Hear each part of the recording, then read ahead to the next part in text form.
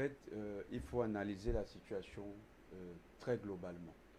La CEDEAO est ici en train de jouer le rôle de supplétif de l'OTAN.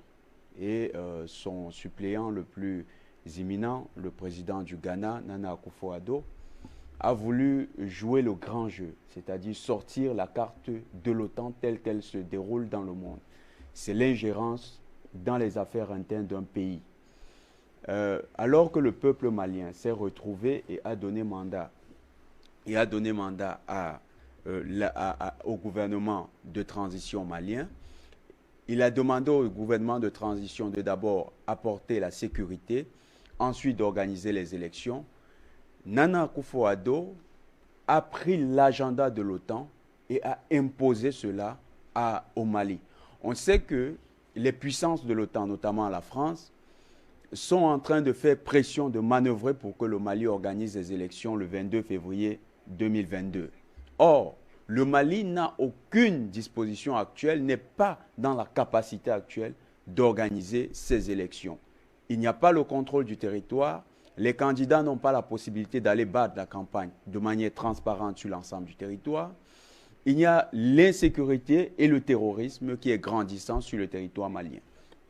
Les Maliens décident donc de d'abord sécuriser leur territoire avant d'organiser ces élections. La France dit niet. Pourquoi? Parce que la France escompte, avec les 23 millions d'euros qui ont été investis dans une opposition factice au Mali, récupérer le contrôle de ce pays qui est en train de lui échapper. Il faut bien sûr préciser que sur les 183 tonnes d'or qui sont produites en Afrique de l'Ouest, dans l'espace UEMOA, le Mali produit 71 tonnes d'or. On estime même que c'est plus de 71 tonnes d'or. Ce qui est déclaré n'est pas effectivement ce qui a été produit par le Mali. Donc le Mali exporte compte pour près de 40% de la production d'or dans l'Afrique de l'Ouest.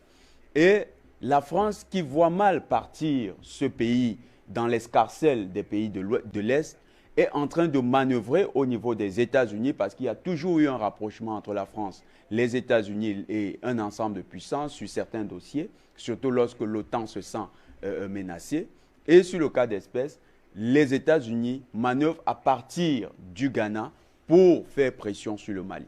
Bien sûr, comme l'a répété le porte-parole du gouvernement de transition, il s'agit de mesures injustes, des mesures qui visent à se substituer, comme vous l'avez dit, à la souveraineté de l'État malien en termes de légitimité, parce que les représentants légitimes du peuple ont donné mandat et ont donné quitus au gouvernement de transition pour agir en lieu et place du peuple malien. Alors, la CEDEAO, dans son objectif d'ingérence, s'est substituée au peuple malien, a sapé la souveraineté, a violé un principe même fondateur de l'acte fondateur de la CEDEAO, c'est-à-dire le respect de la souveraineté des États parties. La CEDEAO, en remplissant l'agenda de l'OTAN, a voulu monter d'un cran et présenter au Mali un ensemble de menaces qui, dans le fond, n'auront pas la conséquence qu'ils espèrent. En fait, lorsqu'il parle de geler les avoirs de l'État malien, il parle de près de 500 milliards qui sont à la BCEAO. Lorsqu'il parle de réduire, d'empêcher l'État malien d'avoir des facilités de crédit, il parle de l'ordre de près de 300 milliards. Donc on est autour de 800 milliards. Ils escomptent quoi? Ils savent que la masse salariale de l'État malien est autour de 700 milliards. Alors, avec 800 milliards qu'ils peuvent bloquer dans les banques et empêcher l'État malien d'avoir, ils se disent l'État malien n'aura pas la possibilité de payer ses salaires et donc entrera en crise d'ici un an. Ceci, c'est des calculs mal faits encore par les stratèges de l'OTAN qui conseillent certainement le président Nana Akufo-Addo qui finalement n'est qu'un président de nom, c'est un simple supplétif, un gouverneur, un satrape de l'OTAN. Les Maliens vont trouver de nouveaux partenaires. Et ces partenaires, c'est qui? Le premier partenaire, c'est la Russie. La Russie qui est accompagnée de la Chine et la Chine qui a les capacités financières d'appuyer l'État du Mali. Le Mali va trouver un autre partenaire. Lorsqu'il parle de fermer les frontières avec le Mali va trouver un autre partenaire qui va lui donner une ouverture sur la mer, c'est l'Algérie. Ce nouveau partenaire, l'Algérie, va nécessairement proposer dans cette nouvelle alliance avec le Mali une union économique qui sera une union économique prospère entre les deux pays. Et cette union économique sera le contrepoids de ce que la CEDEAO a été pendant longtemps, c'est-à-dire le supplétif de l'OTAN sur l'Afrique de l'Ouest.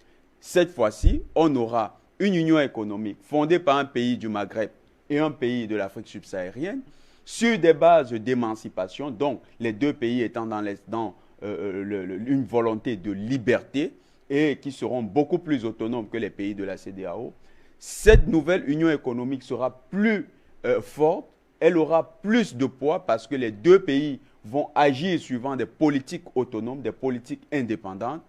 Et cette union va permettre aussi de renforcer les liens entre deux parties du continent qui autrefois se voyaient en chien de faïence, c'est-à-dire l'Afrique subsaharienne et le Maghreb.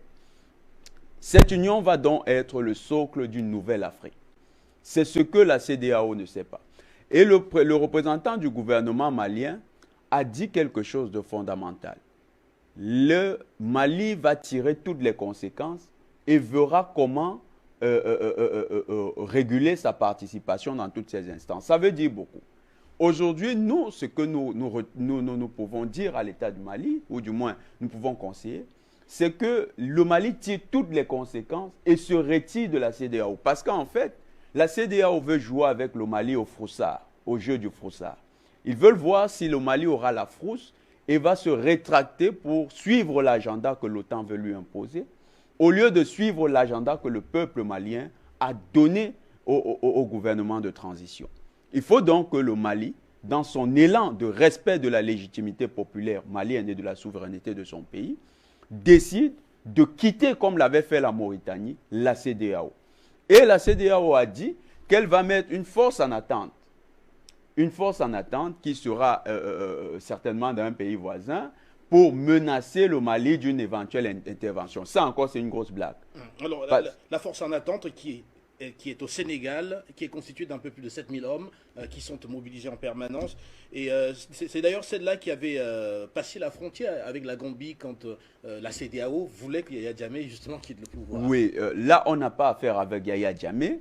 Ce n'est pas la Gambie qui avait 900 soldats qui ne pouvaient pas tenir tête à ces 7000 soldats. Le Mali a une expérience de guerre, mais le Mali a surtout des alliés sûrs et forts.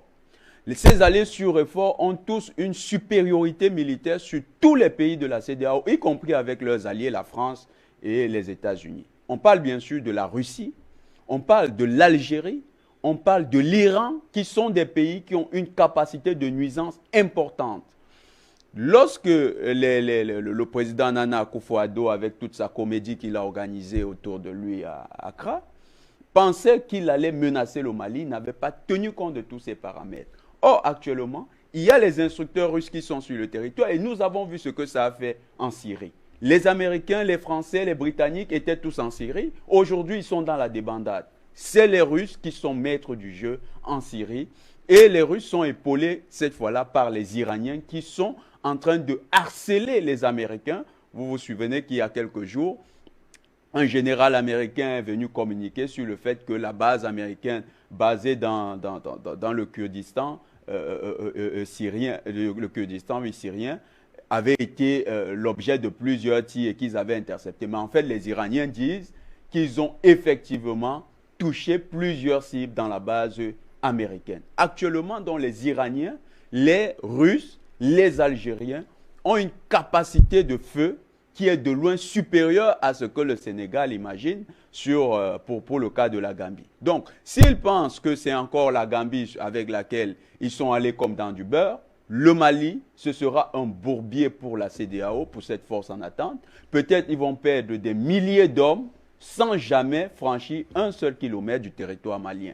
Le Mali a un territoire qui est en train d'être sanctuarisé, avec des alliés de poids. Le Mali doit faire confiance à ses alliés. Le président Poutine, lors de son dernier discours, a dit, le directeur au ministère des Affaires étrangères, a bien dit que la Russie se mettait aux côtés du Mali pour l'accompagner à tous les niveaux de sa sécurité et à tous les niveaux de sa diplomatie. C'est dit que la Russie est prête à frapper du poing sur la table aux Nations Unies. Les alliés qui ont trompé M. Akufo-Addo, qui finalement est devenu un satrape de l'OTAN en Afrique, lui ont fait croire qu'ils avaient les moyens de leur politique. Mais que non.